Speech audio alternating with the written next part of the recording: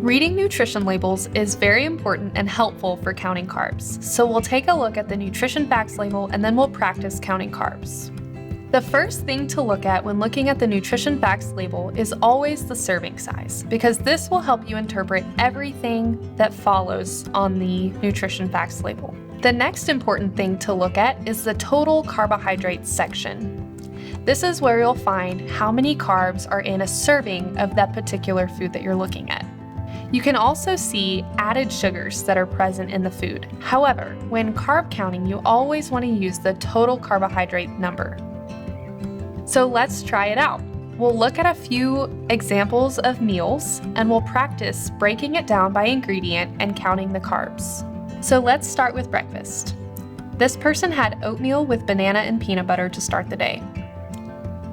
Let's look at each ingredient one by one.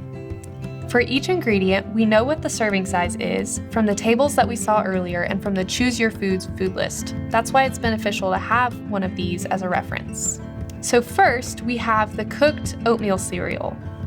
We know from our food list that 1/2 of a cup of cooked cereal is one choice. And so they had 1 cup, which makes that 2 carbohydrate choices.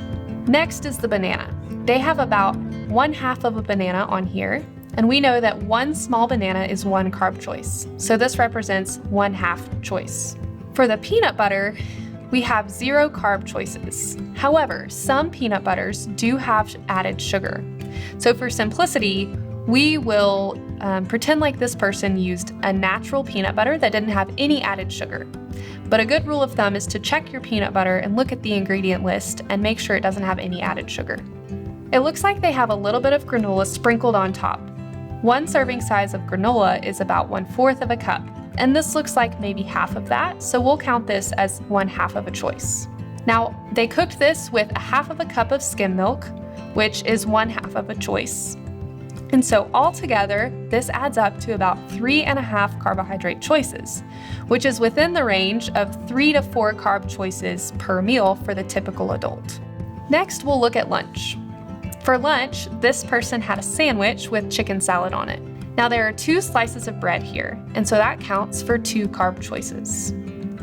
We know that tomato is a free food, and so we don't have to count that. That counts as 0 carb choices. Lettuce and pickles are also free foods, and so those count as 0 carb choices. And mayonnaise is not a carbohydrate food, it has fat in it, and so that also counts as 0 carb choices.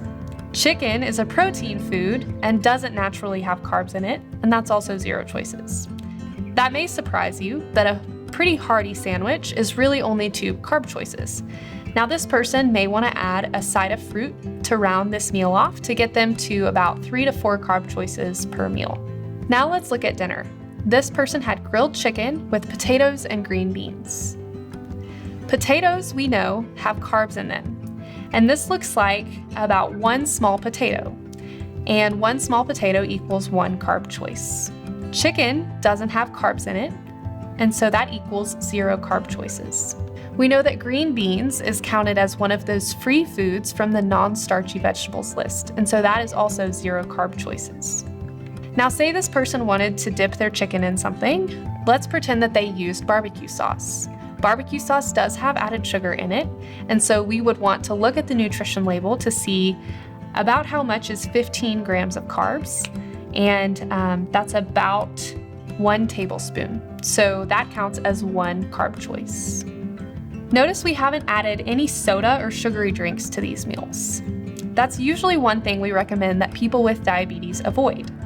They have almost no nutritional value, but add calories and can make your blood sugar really spike. Most dietitians don't recommend that people with type 2 diabetes drink soda, but if you do, you must remember to count those carbs. For example, if we had a large soda with this dinner, like a 24-ounce size cup that many restaurants will provide, that would be 78 grams of sugar or 5 carbohydrate choices, and that really throws off this entire meal. Even if it's a 12-ounce can of soda, it would still be about 2.5 carbohydrate choices. So this shows that it's really difficult to fit a soda into a meal and still meet the 3 to 4 carbohydrate choice range. In total, with a soda, this would equal about 7 choices, whereas before, we were on a good track.